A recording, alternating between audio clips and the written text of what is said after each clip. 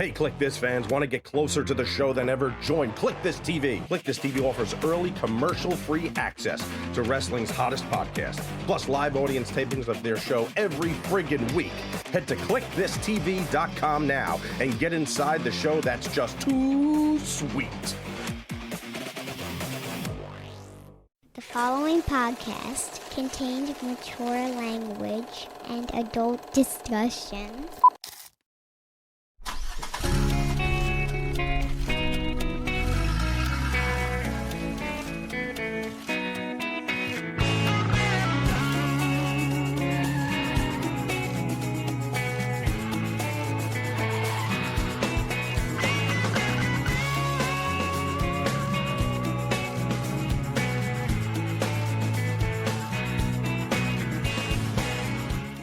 I scroll my phone right till the very second that we go on every week, Kevin, because there's so much happening on a daily basis in the fucking news, and like minute to minute, there's the other shoe's always dropping, and I'm waiting to see if we need to update anything.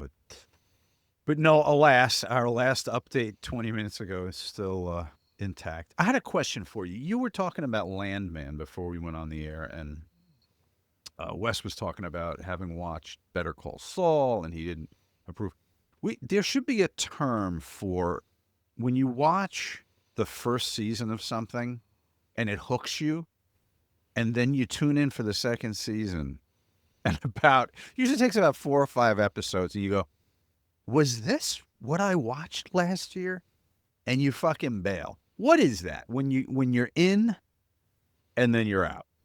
Because you were describing Landman. Is that the experience you're having? Yeah, but I think that the Taylor Sheridan universe is, I don't know how much, I think conceptually he gets a hold of something and right, I mean, with everything that's went on with him leaving Paramount and everything else, Well, so you're saying there's a reason for this shift, maybe, Yeah, because it's not that well, it's the writing. I mean, the wife wasn't. The wife daughter characters are so fucking over the top.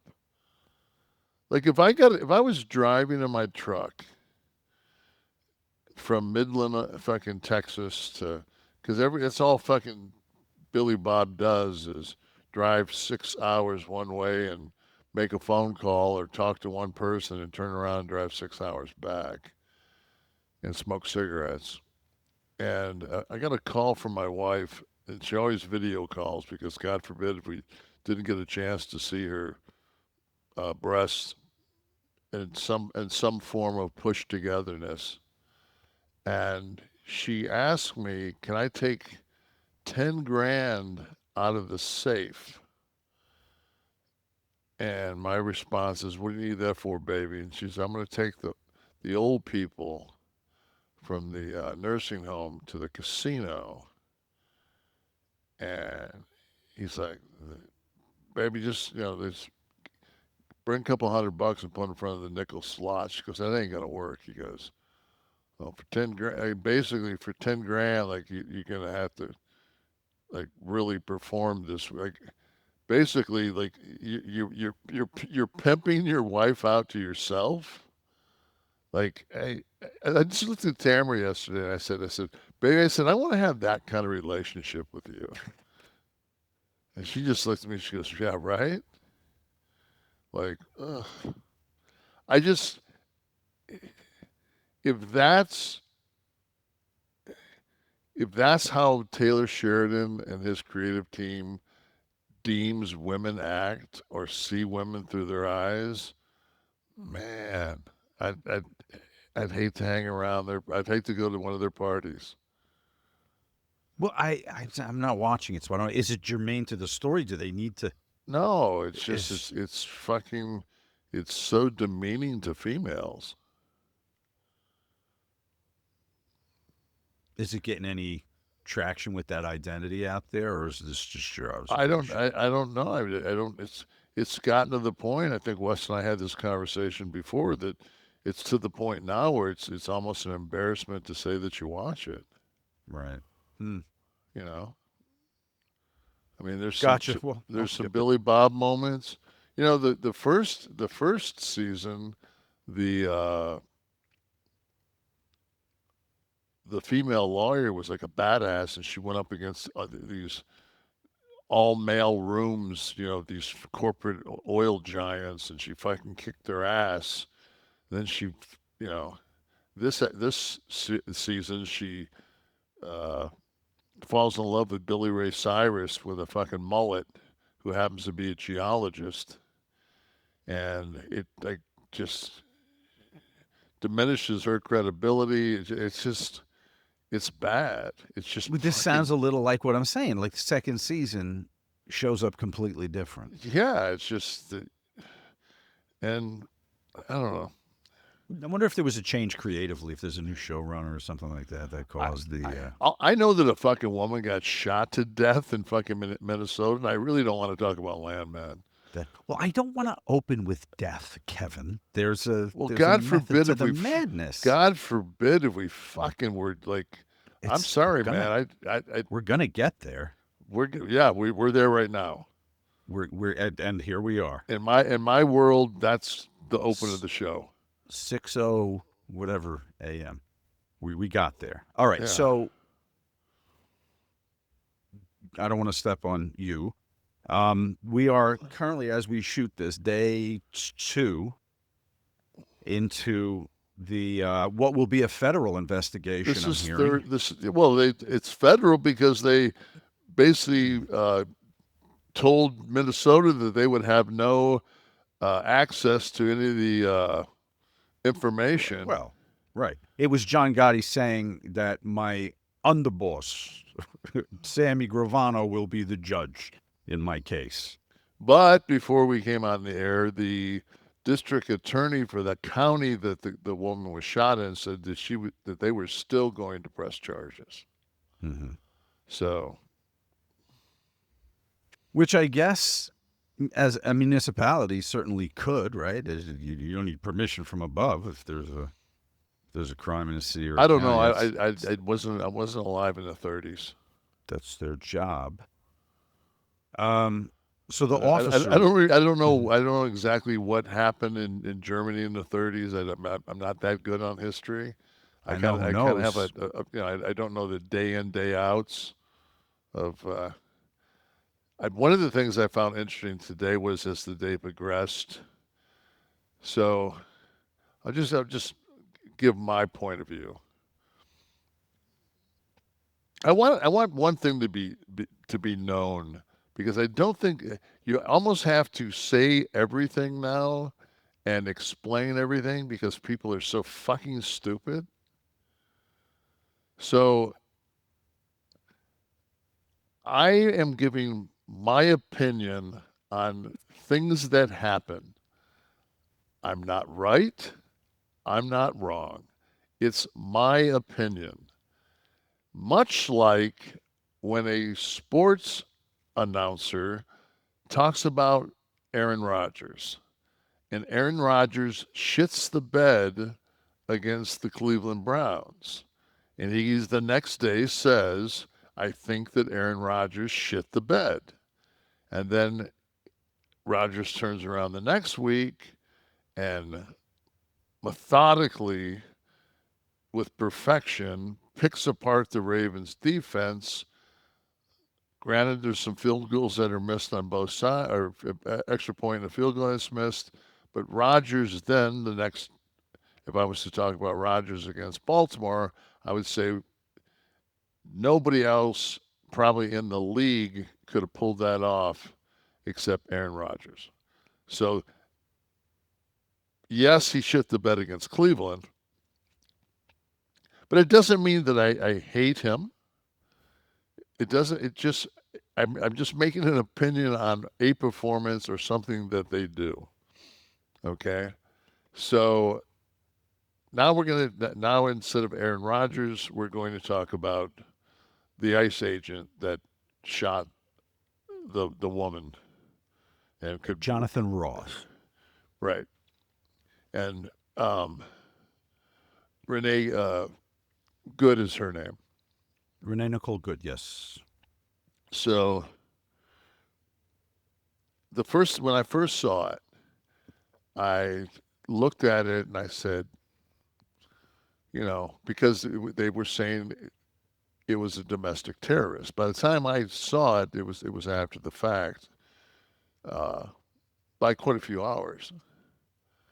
And then they showed the clip that a bystander had taken, and it was the clip from behind the vehicle.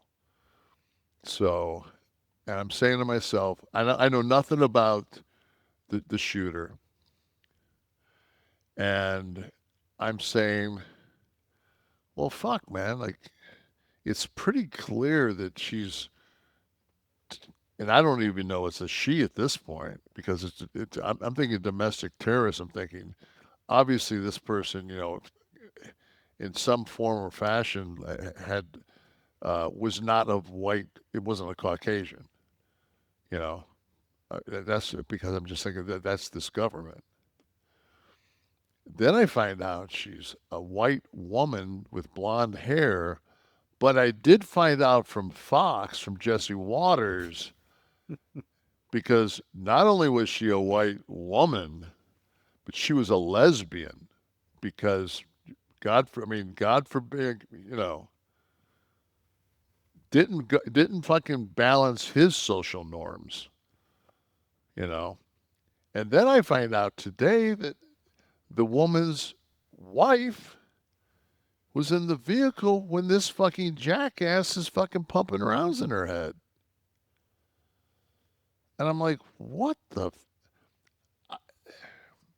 So going back to the initial, I said, okay, I'm watching this from behind. So the officer in front, who, from my viewpoint, when he fired, he's pulling his gun out as he's basically clear from the vehicle.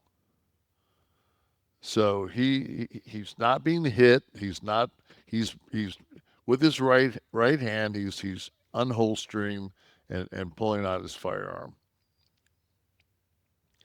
He fires the first shot, which, if you're the driver, would be to the bottom left side of the windshield. If you're the shooter, if you're the shooter, he's shooting to the bottom right of the driver's side of the window.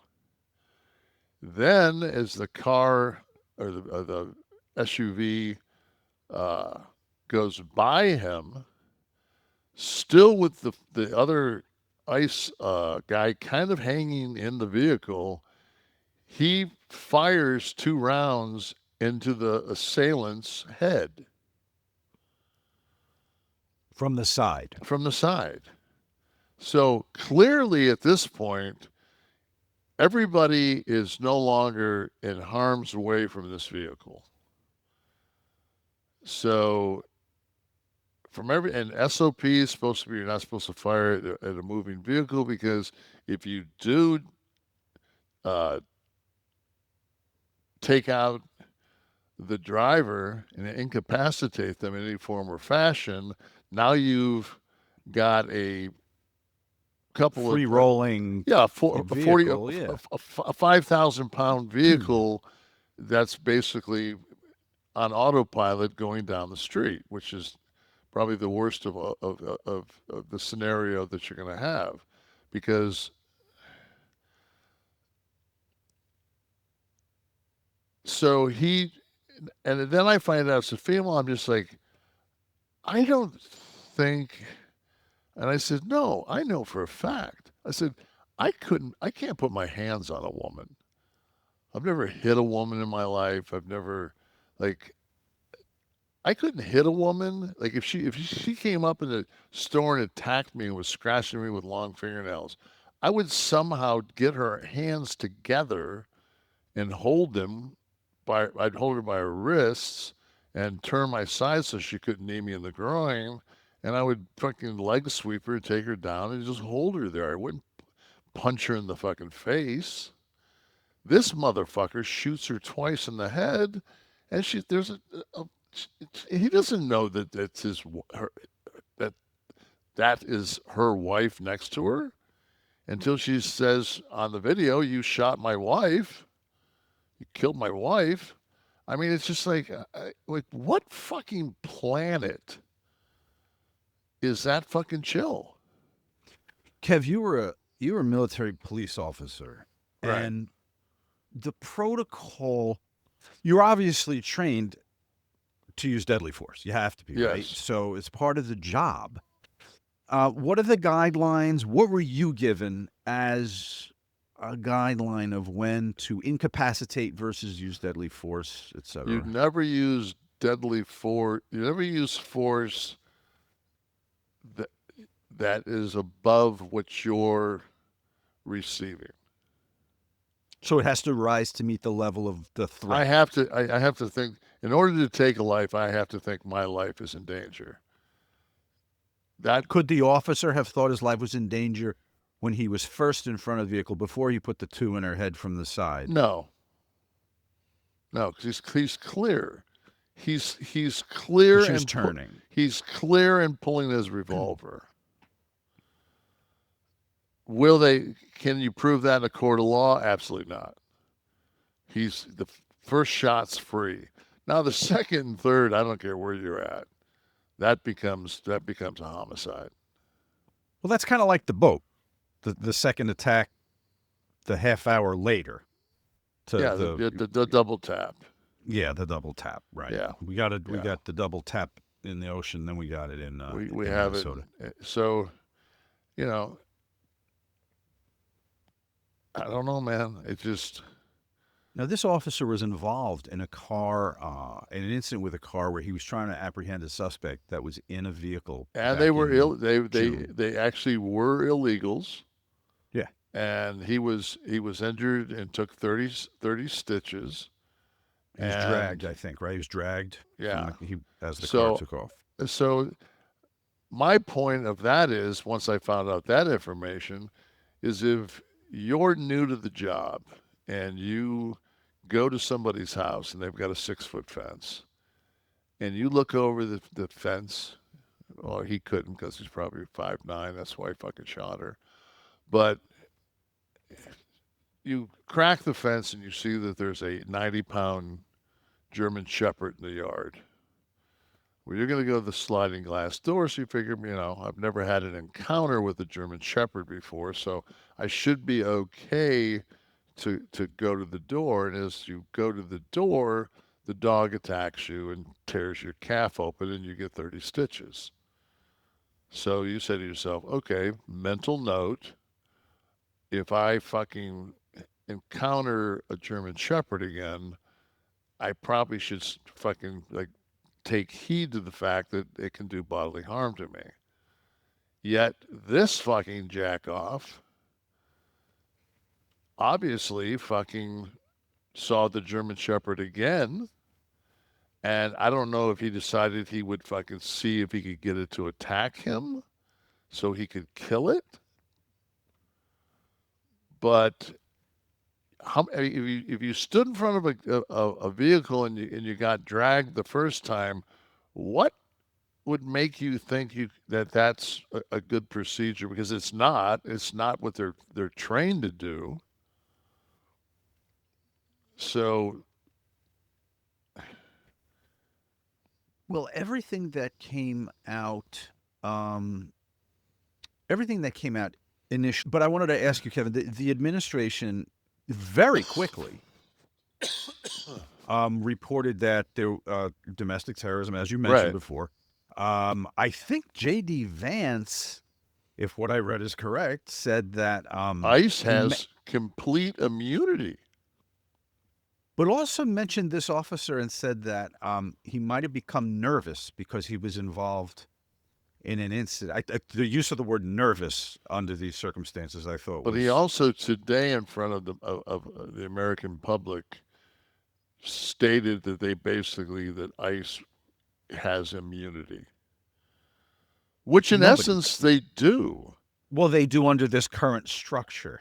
Yes, Because if this officer gets arrested and is found guilty and put in jail Trump will pardon him and he won't do any time. So, yes, they do work under the badge of immunity thanks to the Supreme Court giving our commander-in-chief / president complete immunity to fuck our country up. Thank you, Supreme Court. Nicely played. The deployment of the National Guard by the governor. He didn't deploy him. Or he gave, what's the word? He gave... Give them a stand up, a ready call. Okay.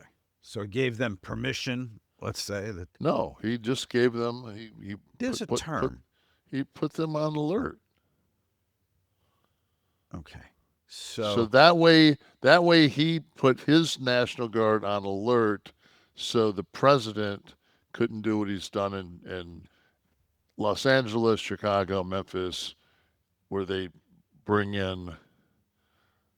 Authorizes. That's a Waltz authorizes National Guard to support law enforcement. So but they didn't deploy. No, they didn't deploy. This is it says to aid law enforcement. This is because of the civil unrest that we're expecting, probably, right, which will come as a result. Which we didn't get any. We didn't get any last night, and anybody that watched the news coverage would say that there was very minimal Minneapolis police presence during the vigil and the march. Okay. I was going to say, do you think that would exacerbate the situation, or no? I don't would think it help keep the peace. I don't think at this point right now, as Americans, if you have any, I mean, I'm a WASP, and I sure as fuck. If I saw a bunch of guys with ice jackets on, the last thing I'm going to do is not fucking to the letter of whatever the fuck they spill out of their fucking mouth fucking do. I mean, I'm not going to fucking, these guys are fucking, as far as I'm concerned, they're stormtroopers. They're looking for a reason to kill me. They just push 70 and 80-year-old people to the ground. They're beyond it's this aggressive, fearmonger, hate-filled. I mean, it's just, this is what our country is right now. And if you're a fucking citizen in any of these zones that they want to deem a war zone with their ICE commandos, you just got to be fucking chill, man. Like, don't go flipping the fucking idiots on. Like, don't give them a reason. We're getting a little news bulletin here. AP is reporting that federal immigration officers shot and wounded 2 people in Portland, Oregon just now. Steve, send me an update. Hits keep rolling. See, we've opened the floodgates now. Well, I guess once everyone heard they had immunity, maybe. Yeah. All these micro penises fucking in uniform fucking are finally being able to get back. What's the way back here, Kevin? I'm not gonna lie. I hate opening the news apps. I hate waking up, and that's a mistake, and I shouldn't. The first thing I do, I wake up, I check messages, and then invariably I put on the news before I get in the shower on my phone. And I don't want to do that anymore. What is the way out of this? We don't have another election for 3 years. So we have a midterm. We have a midterm, which could squelch some hopefully of this. This is all resonating with people, but how can it not? I don't think it is enough. I don't think this is enough. This chaos is, I promise you, absolutely fine with a very large swath of this country. I watched last night. I watched CNN. I watched MS Now, and I watched Fox. Both CNN and MS Now were covering the Minnesota situation. Fox had J.D. Vance talking about some bullshit that had nothing to do with either Venezuela or Minnesota. So it's just like if you watch Fox, you are not going to get the coverage of what's going on. You'll get the selective sound bites that they craft for the administration. You get the domestic terrorists. But they're not going to, you'll get the long view of where it kind of looks like maybe the officer got brushed. There's like one view like way up the street because there's no way that you could see that there's an opening. It's the vehicle moves and there's no, but from the backside you can clearly see both his fucking feet are clear of the vehicle on all 3 rounds because his feet are clear of the vehicle as he unholsters his fucking weapon. So if there's any fucking justification because now my life's in danger, well, you're clear of the vehicle before you fire your first shot. So how are you in danger? Do you know what she was initially being stopped for? She was going up and down the street informing people that ICE was there, and I think she was being cited for being an agitator, and she was impeding traffic because the truck was perpendicular in the road. But she pulled back and let 2 vehicles pass, and was going to let the gray pickup truck with the ICE, with basically her assailants, she was going to let them pass. They just decided to stop and told her to get the fuck out of the vehicle. Yeah, the video I saw picked up at them approaching the vehicle, so I didn't know what they were. Yeah. I mean, she clearly wasn't an illegal alien, so I didn't know what they were. But then again, if you've ever listened to an Englishman in New York by Sting, he says, "I'm an alien. I'm an illegal alien." That's true. I'm an Englishman in New York. Oh.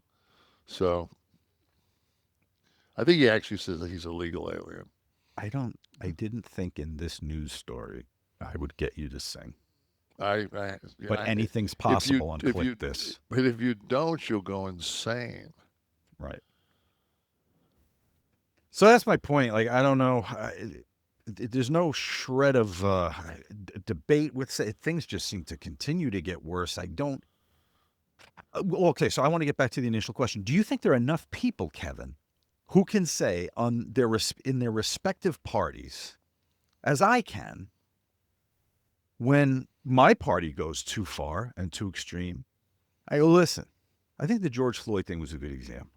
I said that cop was a fucking idiot. But the broader defund the police, I said, this is an extreme reaction and you're being fucking morons. So stop. And I could say that about my own party.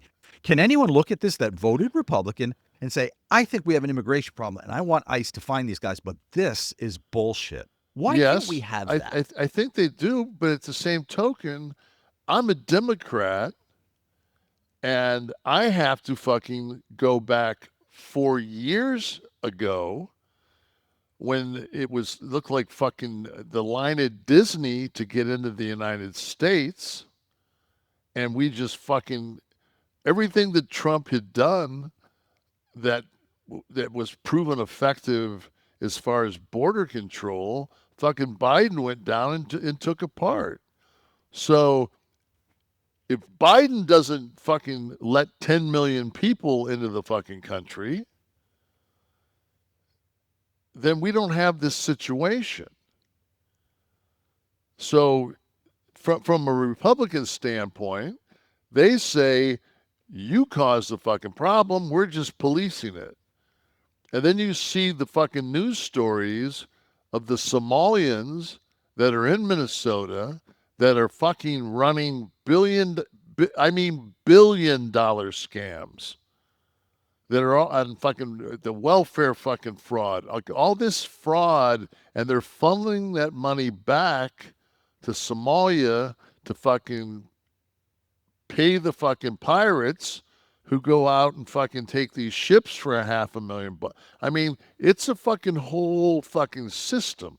You can be critical. I'm saying, we're talking about midterms is where I'm going with this. Are people judgmental enough in a sane way to break from what their vote was and call out problems like this? And if it meant changing a vote, change their vote. Are there enough? What did he win by? 1.7%? I don't know what the final tally was. I mean, they're all very slim these days. Yeah, I mean, it's I don't. How many people? I mean, I don't know. In my world, if I'm a Republican woman and people with fucking masks on are shooting people in the fucking head, I can't see where anywhere in their minds is that's like well, she deserved it.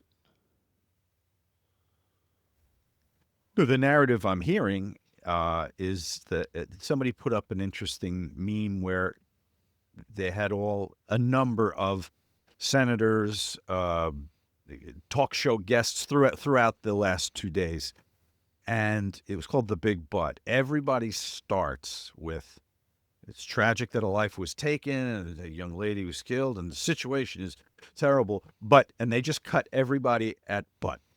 So the justification is going to be manufactured that she did not obey the command to stop. I don't think anybody's going to argue that, right? They were 3 officers in the immediate area that she could hear, no doubt. Right. Telling her to stop the vehicle. But if you're going to put fear in the equation of anyone, I think that the person that's probably the most fearful is the person trying to flee, because now they realize that and on top of that, she gets shot in the head. Her fucking wife is like, then they're asking her, like, is there somebody we can call? And they're like, no, we just moved here. We have nobody. Mm-hmm. Like the 6-year-old kid doesn't have a father. Now he doesn't have a mother. And he's got his mother's wife. Her first husband, the father of the child, a veteran, he died, right? I think I saw that. Yeah. So, it's a fucked up situation. And I was hoping that we could kind of wrap this tonight by saying, and I hope that some lessons were learned, and I hope that we can move forward. And then we see the 2 people get shot in Portland, and I went, or maybe not. So if you're expecting next fucking episode of Landman to be fucking Shakespearean, probably not going to happen. And we come full circle, and that's the brilliance of Kevin Nash. I sent you a graph, if I can move to China for a minute. Okay. Did you send me a graph? I sent you a graph earlier. It was on top of a bunch of other show stuff, so maybe you didn't grab. I said, did you ever actually look at the U.S. export to China and China export to U.S.? Was that the one where the guy used the cups? No. Did you see the one I sent? Did you see the one I did see that. That I need one. The source. I can't give this guy. We need to find out where that is. I wrote you back. I said, is this a lunatic in the garage, or are there numbers for this? Yeah, there's numbers. To see the actual graph on the China, the disparity. Now that graph, if anyone's listening. The graph runs from 2019 through, I guess, the end of 25. And what the graph, I lost some lines on that graph, Steve. There we go. So the blue represents U.S. tariffs, and the legend is very small. And then the red is China. So you could see toward the white shading is the first Trump term. The gray shading is, go back to the last one, the last view. The gray shading is, I'm sorry, the white shading is Trump 1, the gray shading is Biden, and then the little bit of white on the right side is current. The tariffs, I was expecting a disparity because I've always been told of the wild disparity.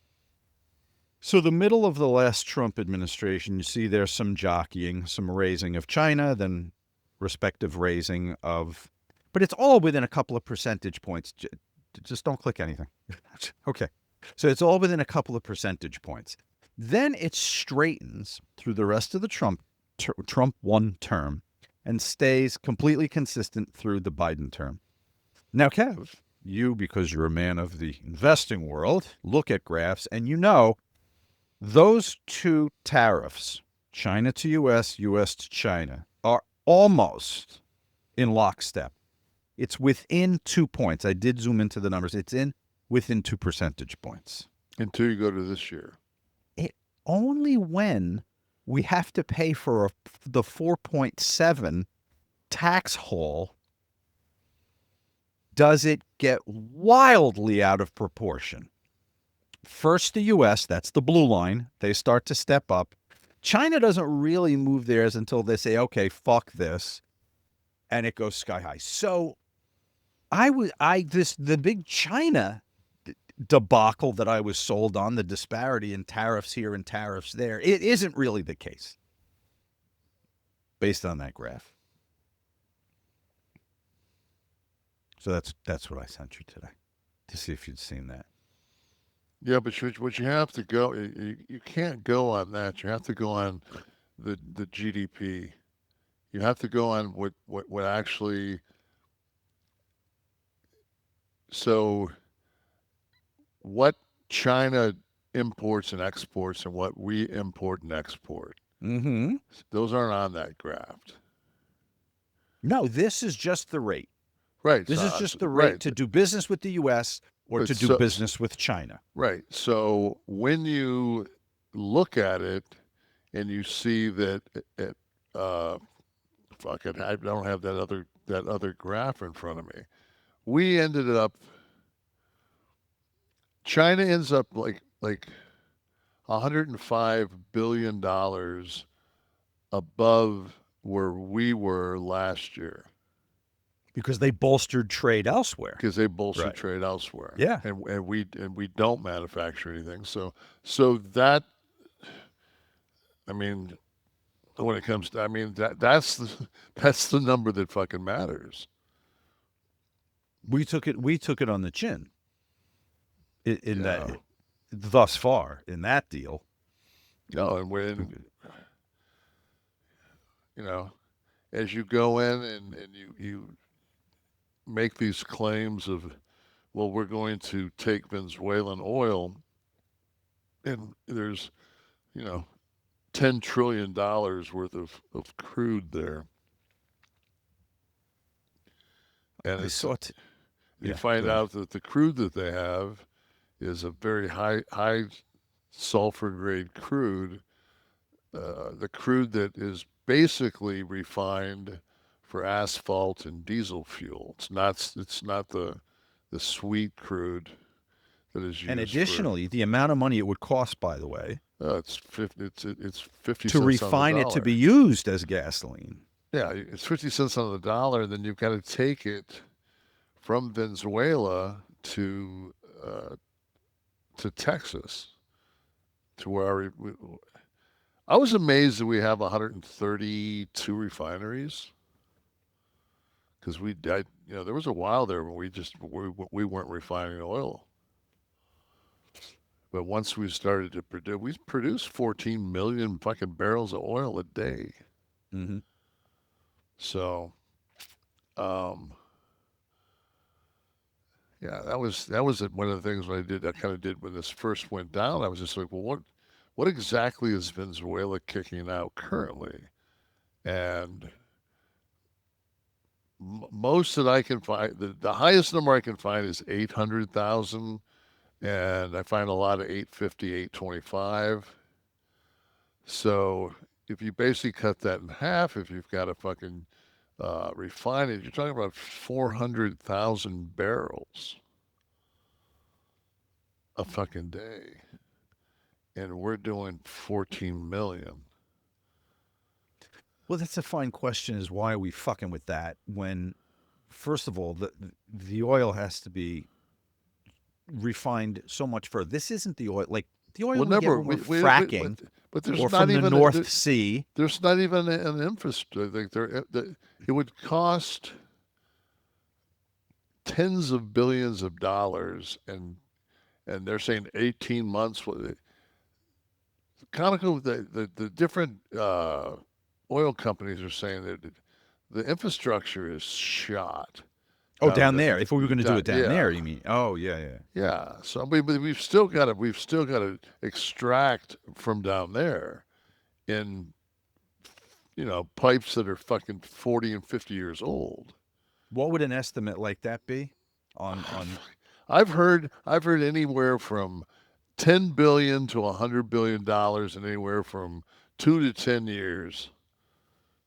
So that's I heard Trump's getting Mexico to pay for it. So yeah, we're going to be fine. Just the wall, they're going to write the check for the wall first, and then they're going to cover the refineries and I just wish that we fucking had like somebody that went to fucking college somewhere, like somebody that had like a little like econ 101, just, man, there's some dumb motherfuckers. But at the same token, I did see a really crazy scale that since God, I want to think it was like Grover, like I think it's 1900, and they put all the presidents, how much money all the presidents have made, and I'm talking, Eisenhower, Kennedy, the Bushes, Clinton, Reagan, while they were in office, what they all made. And it was like $45 million. And just this year alone, Trump has made $3.5 billion. So when you look at, when you look at what's really going on, like, you just have to be a realist. If it was you and you're fucking 80 years old, you're in poor health, and the name of the game is power and fucking money and prestige. You're the president of the United States. You fucking, you got the probably the most, this makes the mafia look like fucking, like grade school kids. Like this is corruption at such a fucking level. It's just, and he's getting paid. He's making bank. Mm-hmm. That's what we allow. And it's all it's that fucking 1%.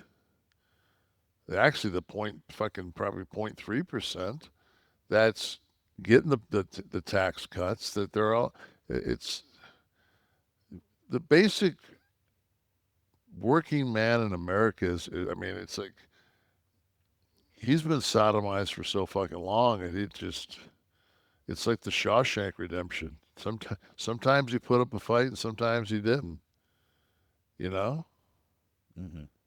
It's just it's to that point, and I mean, this is the America we live in, and if these guys that drink their fucking Black Rifle fucking coffee and wear a fucking red hat and have a flag behind them, if that's the America that they want, then they definitely got it. Mm-hmm. You know? Like I said, there's a swath of people that are not bothered by what happened in the news. No, yesterday. there's a whole bunch of motherfucking people that don't give a. I saw one of the best narrations in like a fucking paragraph of what we've become as human beings, and we have become spectators to our own lives. As far as social media, Social media and yeah, because it's likes. It's like we're spectators. We sit back and we spectate our own lives. We don't really fucking we don't steer our lives. We don't. But double-edged sword, though, Kevin. Without that, we wouldn't have had independent footage. We would have had to go with the lie that they began to spin before they realized, oh shit, there's video. We can't say this was a domestic terrorist trying to mow 50,000 people down. So without, But I don't think that the people that were filming that were looking for likes. I don't think that. no, but I don't think that we're watching footage from fucking influencers.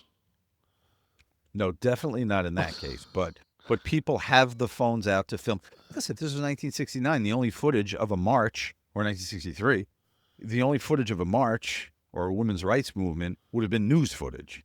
And who knows how secure that would have been. Or now, if fucking Zapruder just happens to fucking be running the fucking is bopping around town. 8mm on the fucking knoll, you know.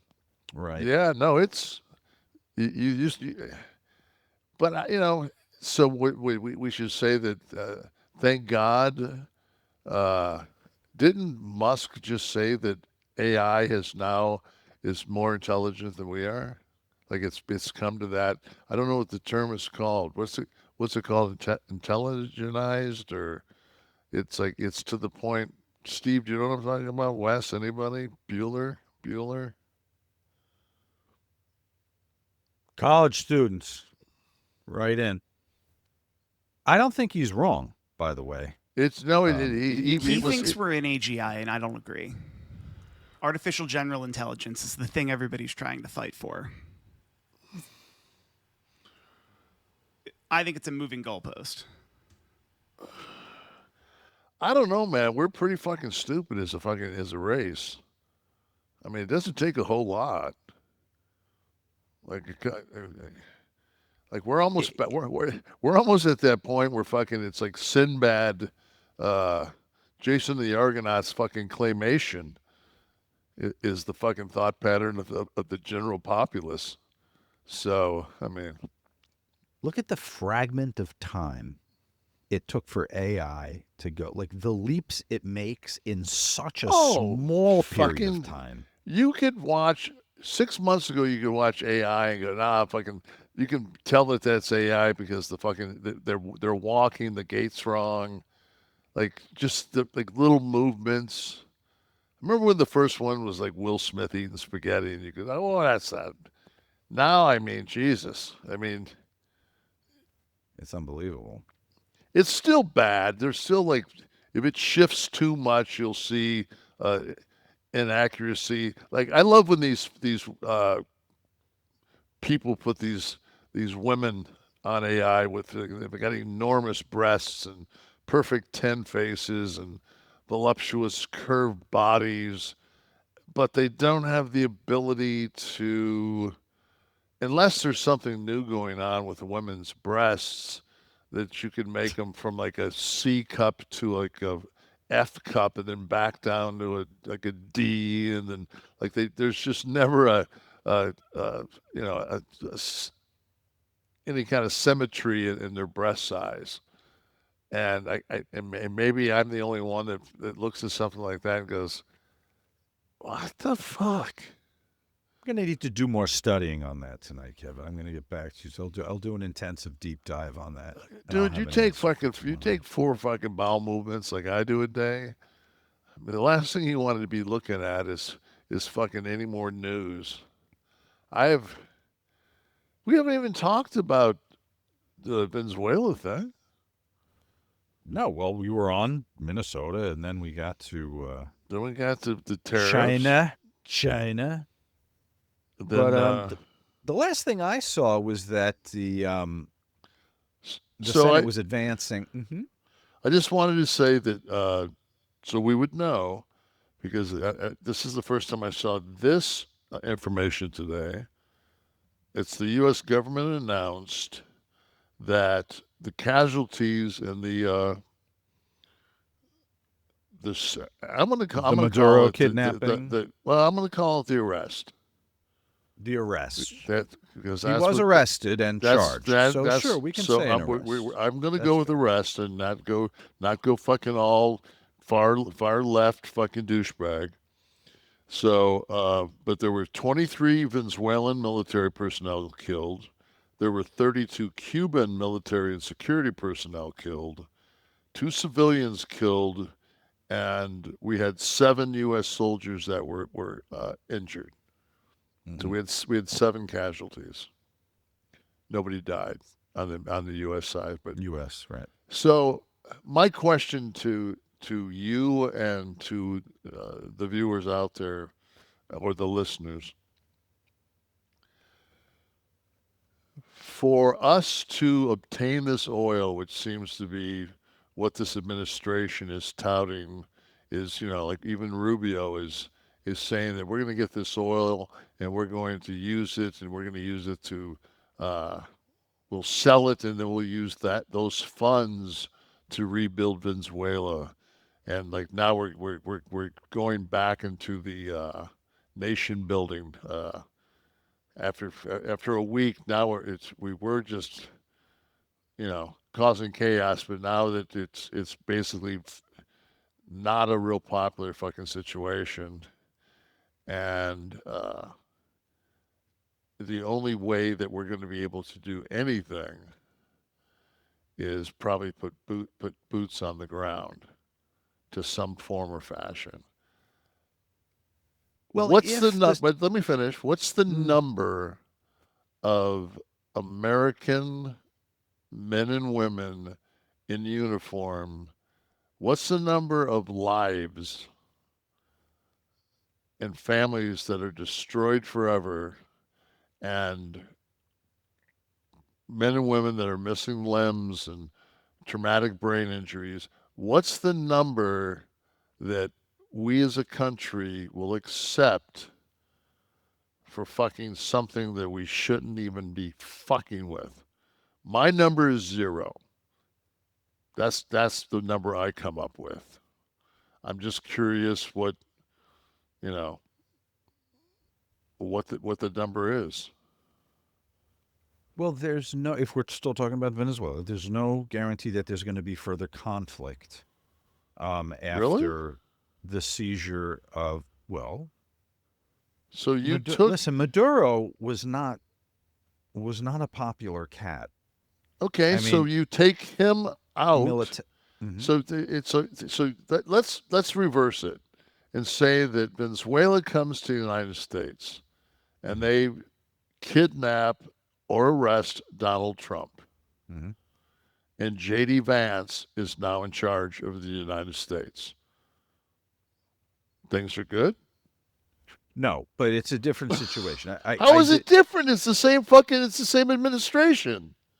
Because Venezuela was a disaster under Maduro. There's the woman now sitting as the vice said that, I'm going to get the exact quote. This is what, after how many days? First day, day 1, she said, "Go fuck yourself." Now she's woke up and had a fucking silencer to the side of her head and said, "We can be here any day of the week," And would you like to go back and would you like to go back and make a fucking comment? Jesus Christ. Don't tell me you wrote the Monkey Morales book and you don't know how fucking shit's run. I do know how shit's run, but right, so don't tell me this people, this bitch fucking running her mouth is fucking coming. She is a puppet and we're fucking running the fucking strings. That's absolutely correct. But power runs the strings. And the people of Venezuela, they were I don't know the number. I'm sure we can get it from the ICE website. The number 8 million of Venezuelan emigration is at 8. Okay. 8 million. So this is all kind of the same discussion we're having here because of the chaos in Venezuela under a dictatorship. I don't think there are going to be many countries, very quick to align with the Venezuelan autocracy cause. I think Trump, the United States, will kind of have carte blanche down there.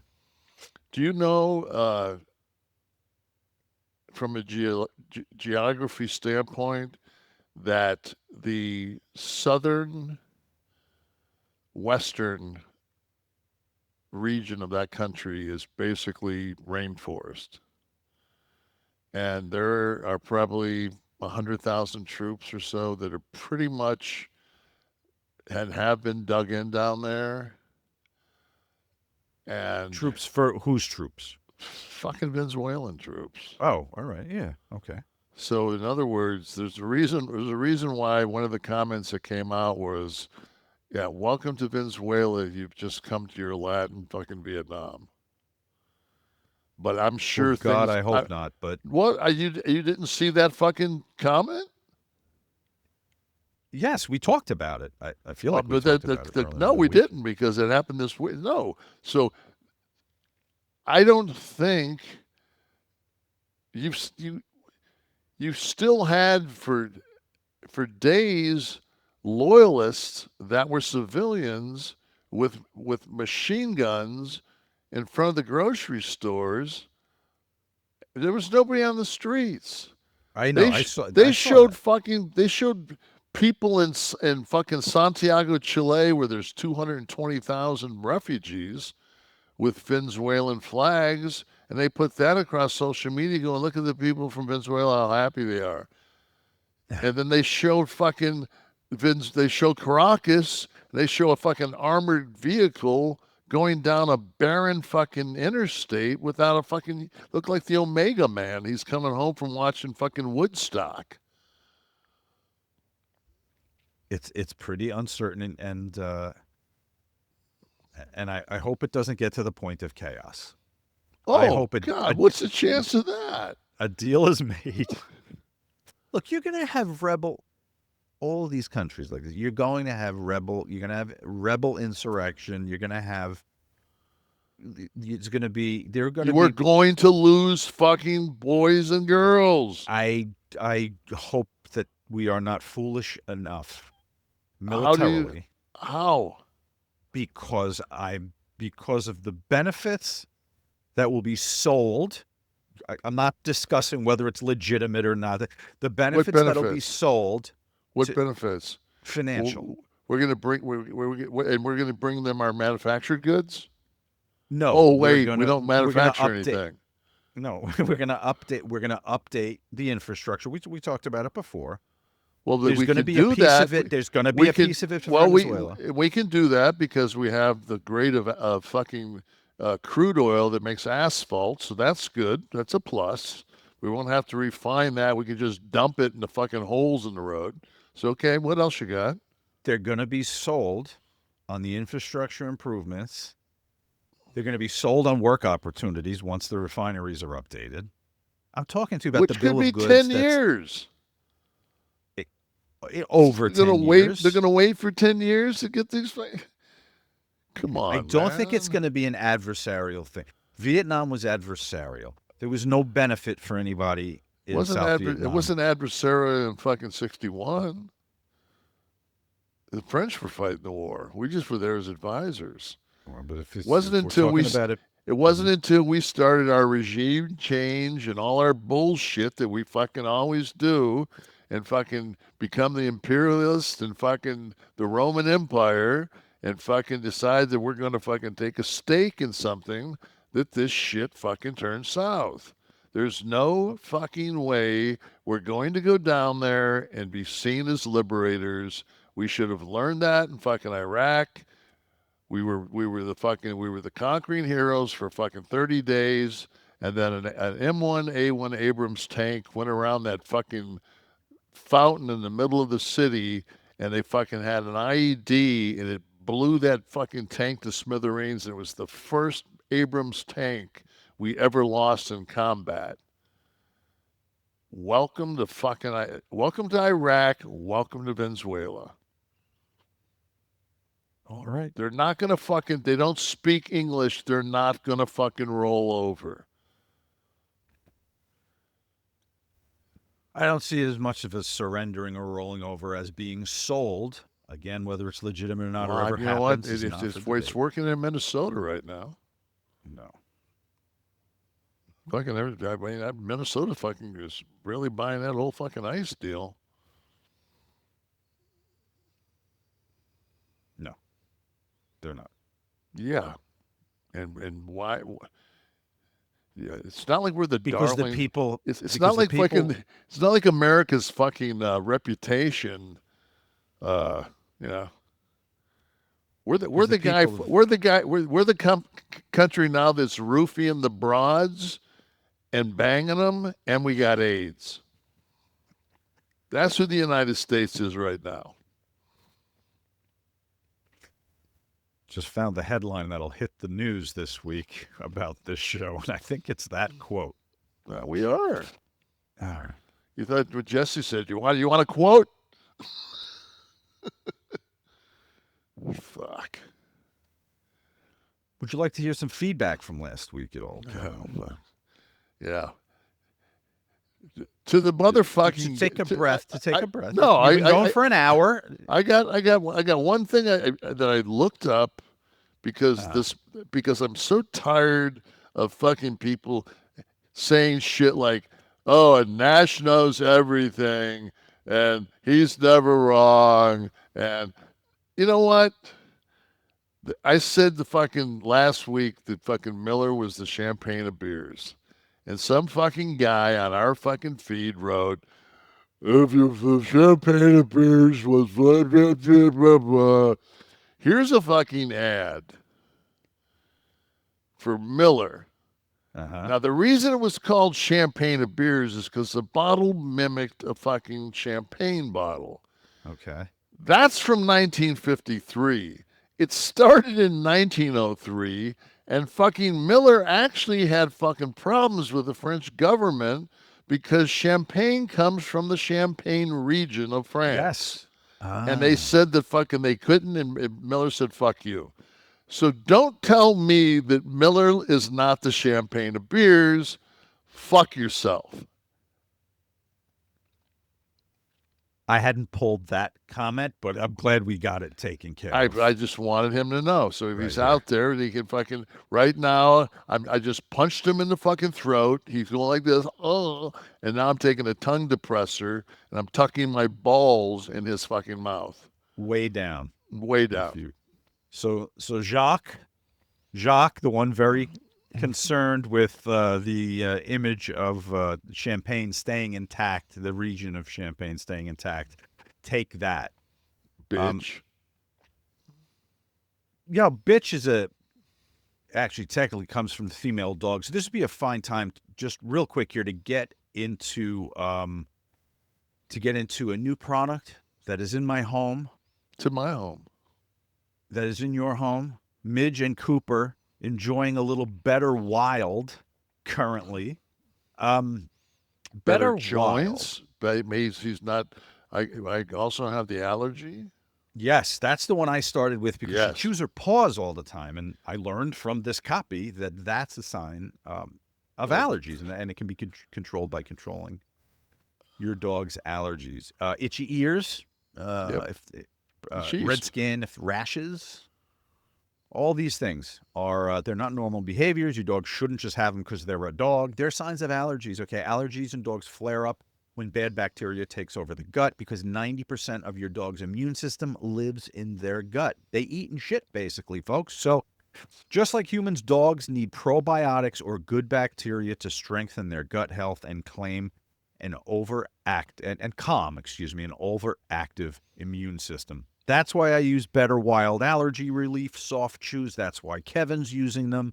They're the first and only chews, by the way, with Ancestral Advantage Wolf probiotics. So you don't believe me, believe Midge. She's telling you right there that betterwild.com/Kliq, Kliq, will get you up to 40% off to try it on your pup also. It's a premium blend of wolf probiotics called the Ancestral Advantage, designed to rewire and rewild your dog's gut. For God's sakes, it's clinically proven to reduce itchiness and redness in just 2 months of daily use. Okay? Right now, don't forget, Better Wild is offering our listeners that 40% off at betterwild.com/Kliq. That's betterwild.com/KLIQ for 40% off. Don't let your pup suffer. They don't have to.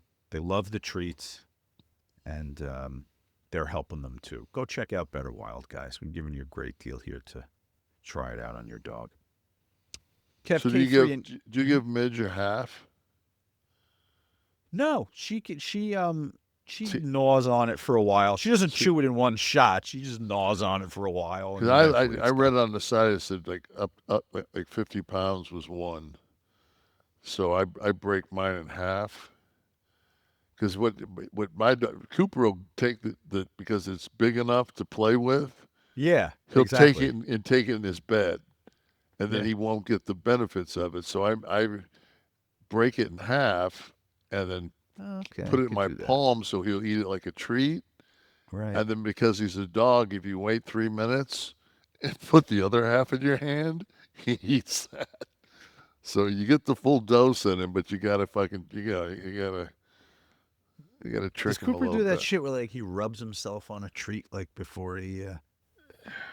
No, but if Midge he gets the treat, he'll run in, and he'll keep it in his mouth sometime. He'll run in, he'll get up on the couch, he'll set the treat down, he'll fuck with it with his paws, then he'll eat it, and when he finally eats it, then he takes his face and rubs it up and down the fucking leather couch.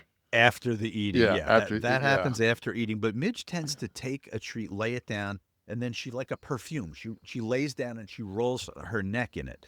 So that, I don't know what that is or why. I just assume that they like the aroma.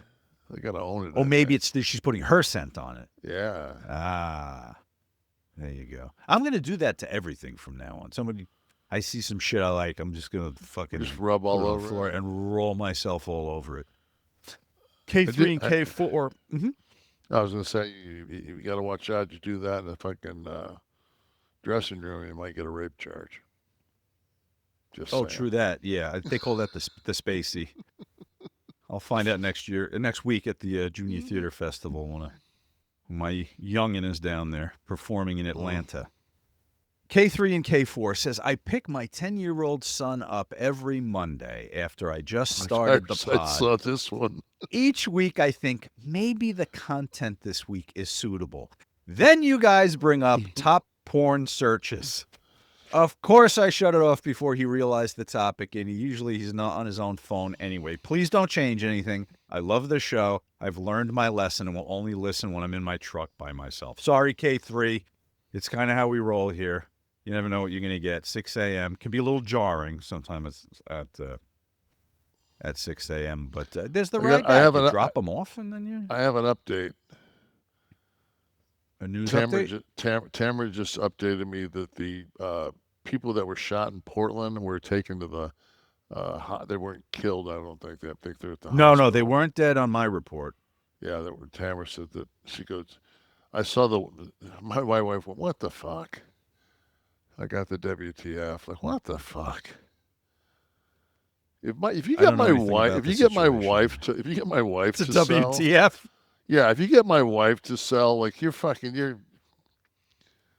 It's basically you've got a fucking like somebody that's going to be a sainted, fucking going. Are you fucking kidding me?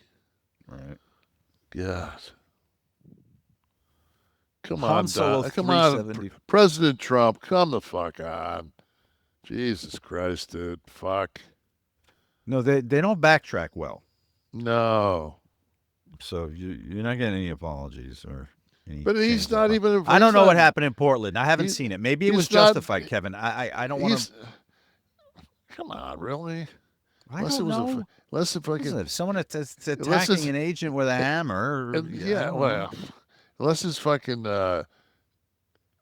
Butch Cassidy and Sundance coming out of the fucking stucco building at the end of the fucking movie with the Colombian Army waiting on him. I mean, fuck, come on, man. We'll see. Han Solo 374. Love the talk about bad dialogue in movies. It reminded me of a quote from Harrison Ford while filming Star Wars 1977. George, you can type this shit, but you can't say it. The line was, it'll take a few seconds for the Navicomputer to calculate the coordinates, which had to be delivered in a stressed tone as the scene was the Falcon being chased by 2 Star Destroyers. It's the perfect line considering the type of movies Star Wars are. I don't think any actor could beat Ford's dry wit and charisma. Big Sexy might come close.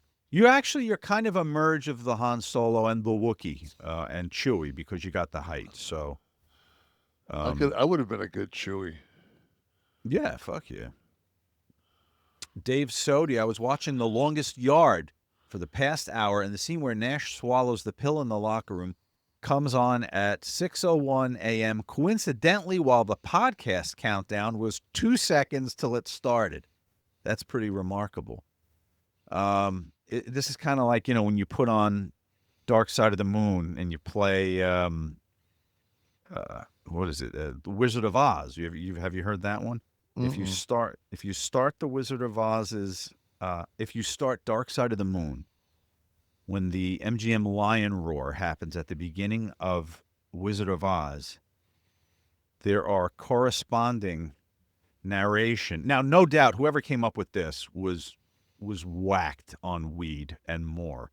I would Probably. say acid. Whoever tried this, or it could be acid, sure. So I've never tried that, but I'm curious if people have in the audience. Let us know. Where would you how would you watch The Wizard of Oz? On Unless video. you're me and has it on DVD and has a DVD Blu-ray player. Well, this happened back in the VHS days, I guess, right? Oh, I'm just saying, though. I mean, I have a turntable. I can do all these things. You have your assignment for tonight. Keep the news off. You'll be happier. No, I won't. Won't be happier or won't keep the news off? I fucking tell you right now, I got an assault. I haven't had an assault rifle downstairs in fucking since COVID. I have an assault rifle downstairs and fucking 6 magazines. My SIG is still next to me, but I have within fucking 5 steps I can get to my assault rifle. Where's that fucking cannon that I held that I couldn't even keep my arm upright? My Desert Eagle 50. Desert Eagle, exactly. That's here. It's actually within arm's reach of me. It's right there because you Fuck never yeah, know. dude. Ice Well, might I mean, join us tonight. You gotta come for the only way you're coming in this fucking thing is through that fucking steel door right there. And by the time you fucking ram it the one time, I'm putting a round through that fucking door. So. And that door sticks, doesn't it? I remember that sticking pretty. No. I don't know if that was the humidity that was doing it. No, the slider does because it's just the salt gets on it. The 1BG, Kevin, Sean, for your next episode, you guys should talk about the reactions to the Trump admin capturing Maduro. Saw Kev's social post debating the long-term stability of the move, which is fair to bring up, but some people are so blindly against Trump they basically defend Maduro. Maybe politics as much of a work as wrestling. I don't know if people defend Maduro so much as talking about this is the same ICE discussion. It's not that we have people hired to manage and root out illegals coming in. It's the tactics, the legality of the tactics. And I think that's the debate, as we've discussed already in Venezuela. Kev? Agreed? Well, I was talking to Tamara today, and we were talking about what a fucking mess shit is. And I made reference earlier to how bad Biden was with immigration, and it's almost to the, and I gave her my analogy today was we allowed this country to be absolutely infested with cockroaches, and now we're cussing the pest guy for fucking having mud on his fucking boots as he sprays the fucking house. And, so. But, is that how you feel? Is that consistent with Minnesota today? Yeah.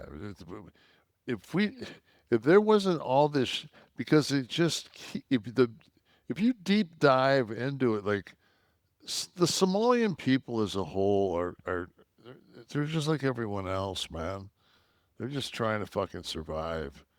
But you know what? Like, you find 4 fucking daycares and none of them have they're all a scam, and you consider if I'm a Republican and I look at that and I'm like, okay, sanctuary city, obviously they're letting them run this scam, and you don't know what the background, because all you're watching is somebody's fucking YouTube feed or their fucking Instagram, and you're taking that as news. Mm-hmm. And it starts that fucking wildfire. So this cat with his him saying, I watched, or what was his thing? What did he say? Oh, the last comment? Yeah. What did he say? Well, he said you guys should talk about the stability. I'm sorry, reactions to the Trump admin capturing Maduro. So Kev's social post debating the long-term stability of the move, which is fair to bring up. But some people are so blindly against Trump, they basically defend Maduro. I don't think anybody defends Maduro. I think that's what I was saying. I don't think everybody. That's not what I'm hearing. I think that there's anybody that knows, he's it's Mussolini. He was a dictator. It's like Saddam Hussein. I remember sitting with my son watching him be hung. They fucking dropped his ass and they hung his ass. Mm-hmm. And no, but at the same time, in retrospect, would we have been better off fucking not killing not trying to put a democracy in some place that never had a democracy? Well, that's a valid, and that's a. I mean, so that play out. Yeah, so it's one of those things where, I don't know how this cat seems like he's probably 30. It's just like, man. Oh, the question? It's just it's one of those things where when you watch this. I grew up fucking with the Vietnam War in my living room. So it's fresh on your kitchen so it's been ongoing. Yeah. Like, we were never out of a conflict. Right. And then from there we went, into the Cold War, and then there was,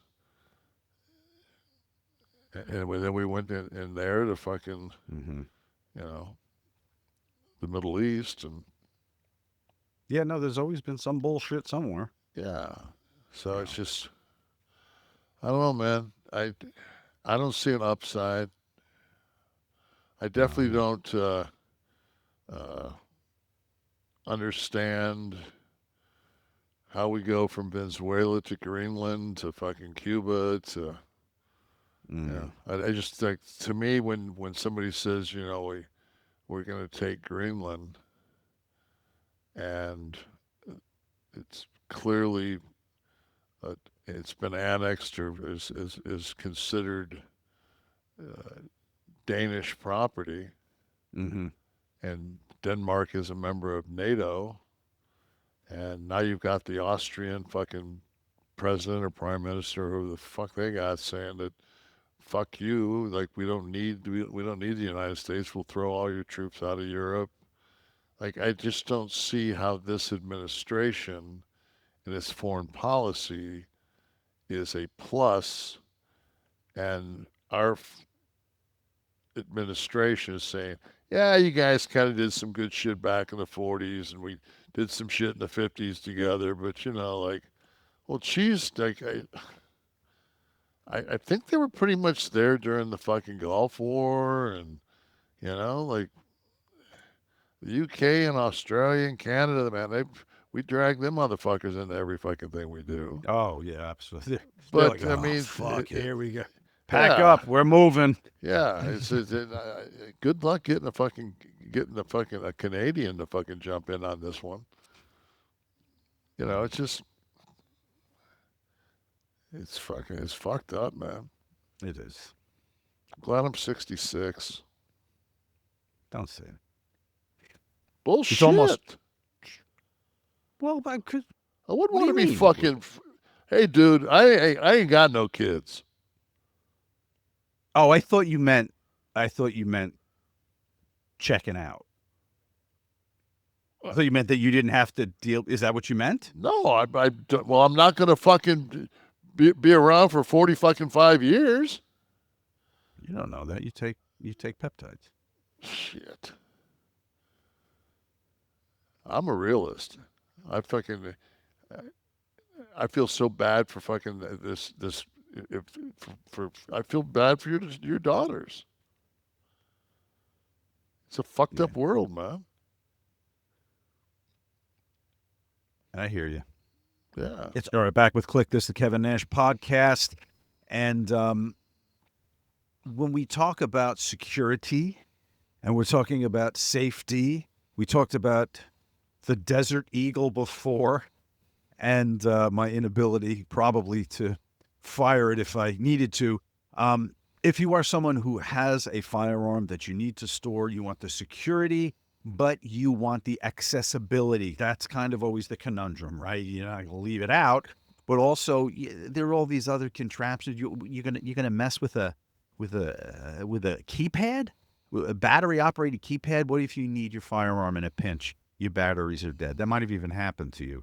Or some kind of complicated dial system that you can't see the numbers in the middle of the night if you have to go for your weapon in the dark. STOPBOX, our friends at STOPBOX have solved the problem with the STOPBOX Pro. Okay? Storing your handgun safely shouldn't mean slowing yourself down if you actually need it. So the old options of locked away or left out for the world to see are no longer your only two options, thanks to our friends here at STOPBOX. No keys, no batteries, never fails. The STOPBOX Pro is completely mechanical. It's a 5-button interface designed for muscle memory. So the top of my box here, let's get real close, the 4 for my 4 fingers up here, and then the thumb right here. And it's the combination that I set. It's the order of depression of buttons that I set. So just pushing, see how easy that was? That took me, a second maybe. I didn't need light. I didn't need anything. Boom. It's that easy. This is made in the USA. There's no tariffs, no charts to memorize like I showed you before, the tariff charts. This is the practical answer for a handgun owner looking for the safety and the ease of use. It's TSA compliant to travel. Folks, for a limited time, our listeners are getting 10% off a STOPBOX when you use the code NASH10. at checkout. So head over to StopBoxUSA.com. Use the code NASH10 for 10% off your entire order. After you purchase, they're going to ask you where you heard about them, and you're going to say, "Kliq This." Okay, support the show. It's important. Let them know that we be, doing a good job here. Thank you, StopBox Pro. Kev, I watched Raw. As did I. As did you. And this is perfect because all the political talk we had, Steve can put a big slash and then put Raw, and then nobody has to listen to me rant and rave for the first hour and a they half. can just jump. You mean they can just jump over to jump Raw? right into the Raw coverage. The big news, the big draw was, of course, the Bron Breakker and CM Punk main event for the title. Well, I think it was, to me, it was a combination of a couple of things. I think it was the 1-year anniversary on Netflix. Stranger Things, too. Stranger Things was a big draw. Well, I didn't even get that. I still don't. I've never watched the show, so to me, it's just like, what the fuck? But also we had the women's tag titles on the line, and we had the women's IC championship on the line. So we had basically 3 titles on the line, and before we got to the main event, 2 of them changed. So that pretty much told me that the chance of it being 3 for 3 wasn't going to happen. But besides that, I absolutely really dug the show. How about the how about that main event match? As far as let's go first with it's. You want to go through the card? I didn't know if you. Because I think I love Rhea. I think she's great.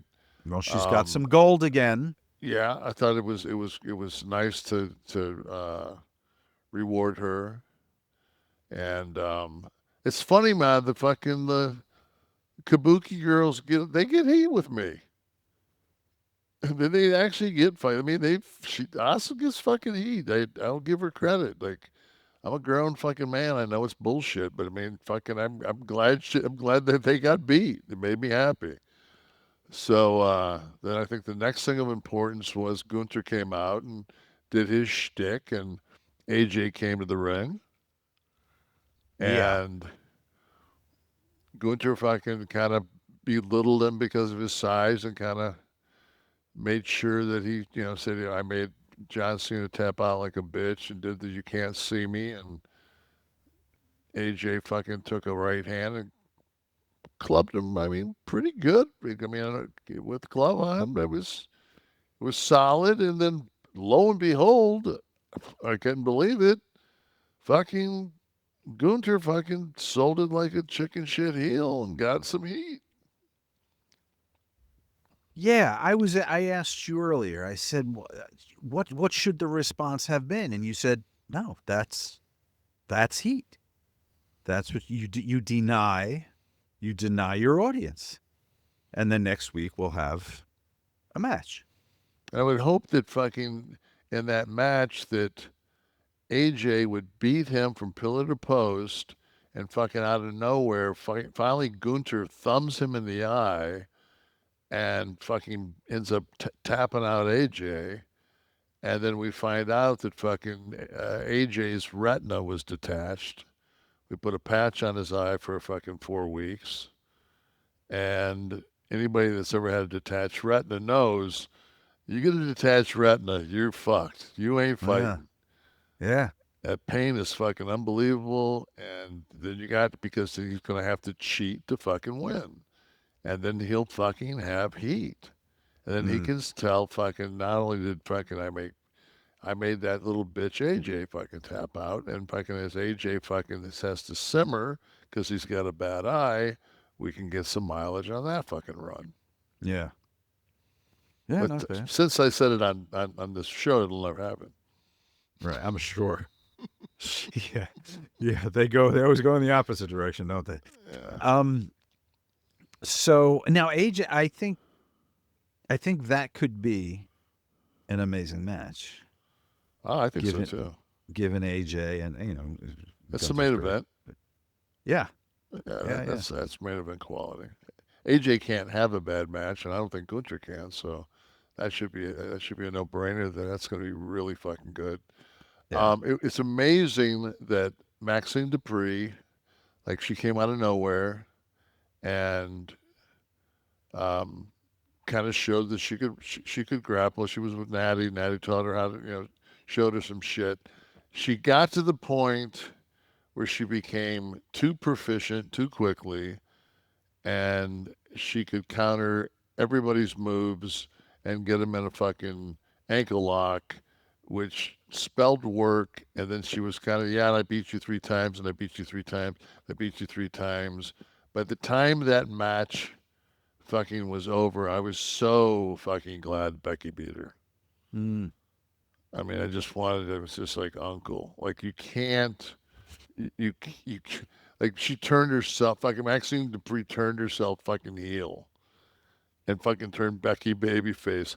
I'm just thinking to myself, like, all Becky did was reach out and grab the rope, which was like a seasoned veteran type fucking move because she was right there. It wasn't that fucking much of a cheat. And it just showed, like, fuck you. And when Becky rolled out, I just remember saying to myself, like, fuck yeah. Yeah. Like, enough with the fucking, it's so funny how if it's too much of something, man, it's just like uncle, Yeah. Yeah. Like Becky over the top was too much, Maxxine over the top too much, and it was like that. This was good, and it was good to see. Like I think Becky's back on track, so it was just like okay, we're in a good place there. Let's see what else do we have after that. Of significance. You had the main. Yeah, well, Liv came back and right. It was nice to see her work because she'd been hurt. Yeah, then we had the main with the main event, which I was looking forward to. Yeah. Because it was just like this was the first time that Bronson Rick Steiner has main evented something of significance. I think fucking the 1 year anniversary of Raw is significant. Was fighting for the championship against CM Punk, and I thought the psychology early was good. They kind of fucking.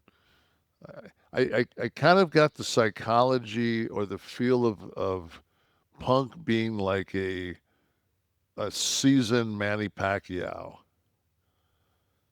Like like when Pacquiao, like as Pacquiao got has gotten older, he still can fucking go, and he has the fucking he's got that wisdom. So I thought Phil's psychology was real good in planning that, but at the same time, it's like any time they went toe to toe, Braun's fucking just his speed, his strength, his youth.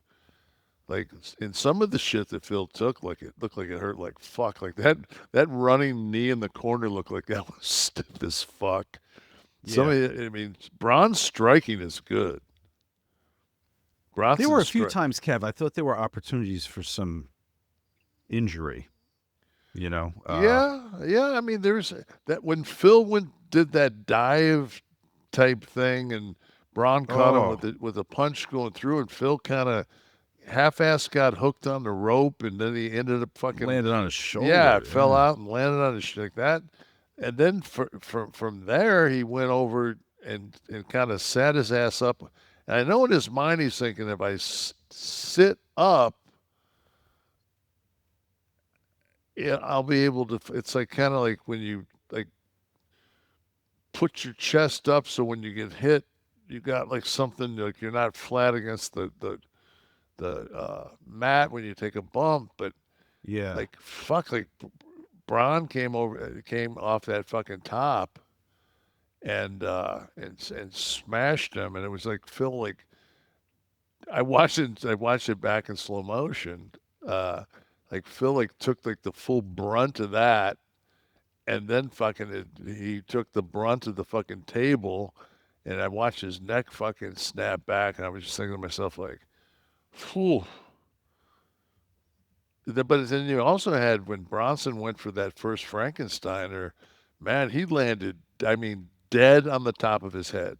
Okay, so I saw some coverage of this, and who was talking? Lance Storm was talking about it, and he said the error was that Punk's legs for that move should have been on inside the ring, not outside the ropes, because he should have been able to go over more quickly the momentum, and I guess more difficult when the legs are out. Accurate? No idea. I'm not that guy. That's right. That's true. You're not that guy. I wouldn't have been sitting on the top nor fucking running and doing it. So no. I have no fucking idea. Lance, you would know. I'll take your word for it. All I know is he landed on the top of his fucking bean, and it's almost like when I watched Lesnar do that fucking moonsault where he landed on his head against fucking Angle at WrestleMania, and I thought, oh my God, he's paralyzed, and he just fucking stood up, and I went, okay, there's just certain human beings that aren't fucking actual human beings. Right. And someday they're going to cut their forearm open. There's going to be that fucking android fucking arm like a Terminator. But the one spot that when Punk went to the floor and Bronson was still in the ring and he came around and was going to do that clothesline, I had noticed earlier, in the match that they had the championship belt on that the pedestal podium thing. On a pedestal. So I'm thinking to myself, like, and as he's coming off, I'm like, okay. And I'm thinking in my mind, because I haven't thought it through, but I know that I noticed it. I don't remember it like there ever being that there before, where the belt was on a pedestal that they were fighting for. I don't remember that ever being used before. So I'm thinking, this is a spot. Like, as he's coming around, I'm thinking, Phil's going to be, like, on a knee in front of that pedestal, and he's going to fucking move at the last second, and Bron's going to hit that fucking pedestal, which is gimmicked. It's going to fucking splinter. This is going to be a hot spot. So as he comes around the first corner and goes in, it looks like Phil is fucking having a cigarette over with the guy that's running the bell, and just kind of comes like kind of to the right corner of the screen in the frame and clotheslines Bron. Like, I'm thinking, like, fucking, like, Bronson, you didn't fucking like see that he was nowhere near your eye line. Like, that was my only fucking criticism of that fucking match. Was I just went, what the fuck was that? That kind of went against the physics. But I was. What about the run-ins, though? The run-ins weren't. Number one, like, it's a heavyweight match, and as soon as there's a run-in and they're on the apron, like, it's real easy to DQ that. If you want, but they weren't going to DQ it. You knew they weren't going to. No, of course. They weren't going to DQ it. So, but at the same time, it's like they went through that whole thing. Like, to me, they went through they came down. Vision came down, and then Vision basically got beat up by the luchadors, and beat up through the fucking crowd. And this is your top heel faction that just got beat up by luchadors. And granted, Ray's a fucking Hall of Famer, but Ray's not exactly, it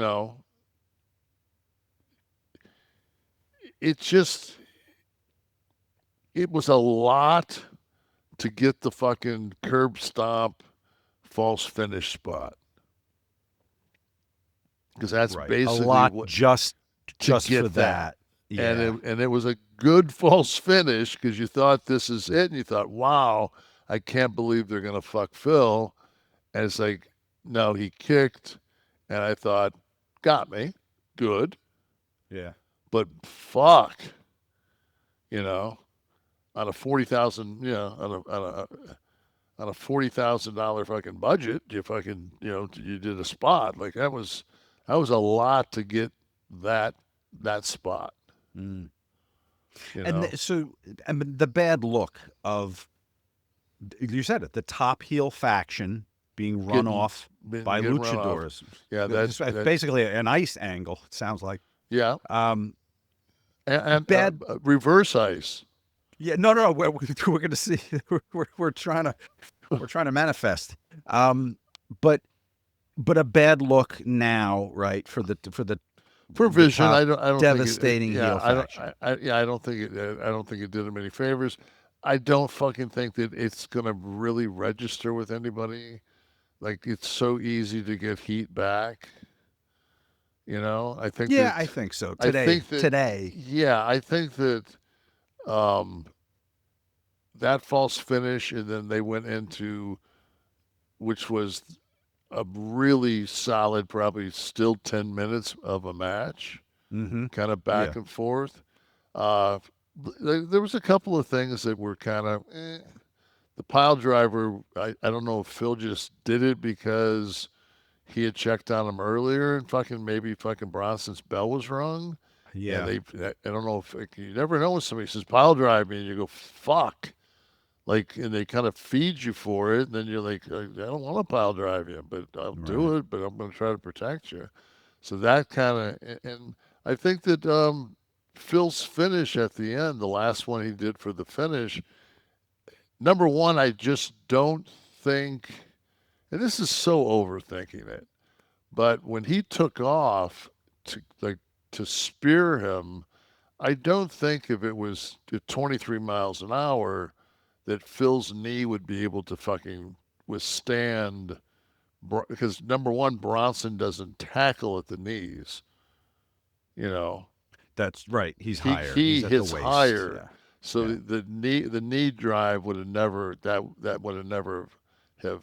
But again, that's the pro wrestling part. You just have to absorb that. But it just, Sure. you know, and Braun's a big fucking guy to pick up to fucking at the end of a very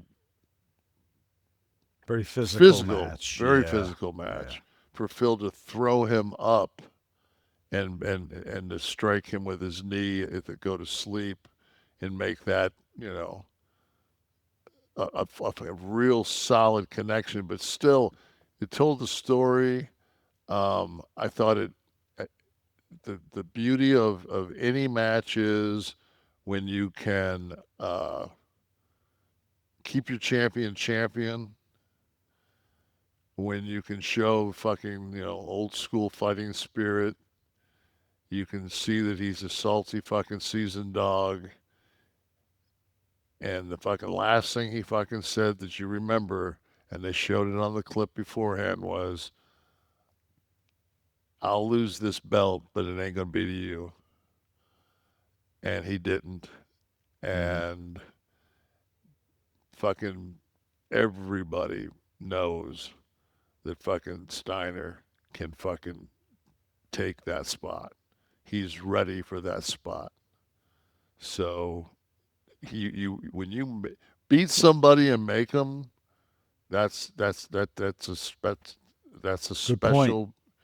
special piece of booking, and it's a special fucking it's special on both the combatants, on their performances. They both did. I thought it was a really well done, I enjoyed the fuck out of it match. Good. Beautiful. I just I just don't understand why Phil had to come down with the jacket on. I mean, shit, go to the fucking gym, Phil. It's easier. Yeah, It's easier. It's easier. All right, some questions from the audience here to wrap us up. Steve-O, send me some love for Kev. You can do this by going to KliqThisTV.com and signing up like Spider Drummer 24 did. I just started TR2 2 weeks ago. At the age of 37, I hit 255. I'm taking 180 milligrams a week. Anything I should know for the future? Yeah, it'll take a while for it to fucking to get in your system, especially at 180 milligrams a week. I take 220 a week. And I know that mine was, God, I want to think that when I started TRT, I think I was like 20 years ago. I think it was 46. And my testosterone level was below 300. So I know that it took, I had every 3 months I got my blood work. I want to think that I was like optimal maybe in nine like maybe 9 months where I was Okay. where I had, and then I had to also do a blood draw because my red count was high. So it took a while for my body to, I think, to process what was going on, to get the testosterone replacement part of the equation. Because that's what the people think that you're taking, you're taking steroids, man. You're like, no, fucking 180 milligrams. I mean, that's left in the fucking syringes of most pro bodybuilders. It's like, fuck, they do. I know guys that do that pros that have done grams per week. Wow. Not milligrams, but grams. Wow. That's So insane. yeah, well, it's like fucking. I do 1 IU of testosterone, and there are pro bodybuilders that do 20 IUs of growth. So 20 times. And testosterone kicks in my natural GH. It's not like I'm taking IGF-1. So, God, like with one injection, does hair just sprout out of every fucking orifice you have? Like 20 on fucking what? IUs. No, because it's no. If anything, the thing that you've got to watch out with growth hormone is fucking organ growth. It makes everything grow. That's why they get those. That's why they get those distended fucking stomachs. Mm-hmm. Your organ growth. All right, thank you, Spider. Hi, Britt. If you could go back to any decade, what would it be and why? It could be more than one. If you could live your life in another decade, Kevin. God, I grew up in I grew up in fucking Leave It to Beaver decade. I grew up when you could fucking 8 years old, you could get on a fucking Stingray with a banana seat and fucking drive 14 miles down to the fucking middle of Detroit and fuck around, and as long as you were home before the streetlights, nobody knew where the fuck you were. So 60s, you would do the 60s. Yeah, man, that's summer of love, baby. Right. Thank you, Britt. H.W. Crypt Keeper. At the Indiana Convention in March, Dennis Rodman's going to be there. How long has it been since you've seen him, and what were your thoughts about him in '97? I saw him maybe 2 years ago. Last time I saw him, he had purple hair last time I saw him. I'm sure he did. So I don't know what he has now, but he's always cool to me. I never fucking was much of a mark for anybody that came around, but I was a mark for him because I loved the way he played. He was a Piston too. I mean, yeah, I was a Piston, but I mean, here's a guy that fucking, like, his last year with San Antonio, I want to think that he averaged 2 points a game and like 13.6 rebounds. 12 boards. Yeah, it's like unbelievable. Like, his best year scoring was, I think, his third with the Pistons. I think he averaged 9.8 points a game and like 18.3 rebounds. just And he wasn't the tallest guy on the court. So fucking Dennis is maybe, I don't know if he's 6'8", but I have a picture of him and I standing next, it's like arms around each other's shoulder. It's from Sturgis. It's actually one of the only wrestling pictures in my house that's hung up, but it's hung up next to a picture of me playing against Mississippi State. God, well, I can't forget what Ray White, I think was his name. Is that it? No, it's from Sturgis. But that's let me see that picture of me and Rodman and see where that's at. Fuck, man. Obviously, somebody gave me a too fucking small for my head hat. Yeah, that thing is sitting on there like a. See, I'm like yarmulke. I'm 2.5 inches taller than him. Maybe 3. All right. Thank you, Crypt Keeper. Steve, send me one more. I don't know, though, man. I've seen Nash before. He's probably about 6'7" real. His real height's about 6'7". We have anything else? No one else? All right, there we go. All right, T. Blair, 1985. Did you ever travel with Regal much? If so, do you have any good stories? No, I always got along with Steve. He was, God, I remember the first time I met Steve was they brought Steve in, and we did a couple of nights in the London Arena in like 1990 for WCW, and Regal had a match with Giant Haystacks, who was this big giant fucking guy from over there, and I watched Regal like chop him. Like I watched Regal, because I watched every match. I was greening. I basically watched Regal, and I was just like, okay, now you have to take that psychology and reverse it once you learn to work.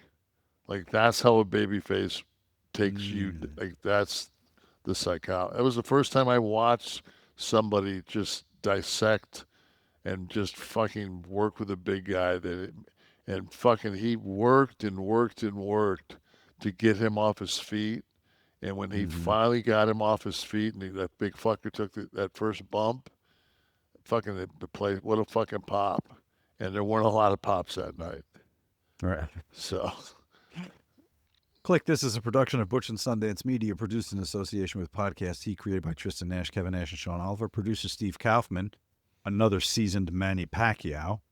Graphics by Dominic D'Angelo, a.k.a. seasoned Julio Cesar Chavez. Title sequence and audio edit by Wesley Burleson. We call him the seasoned Vinny Pazienza. Theme song by Dale Oliver.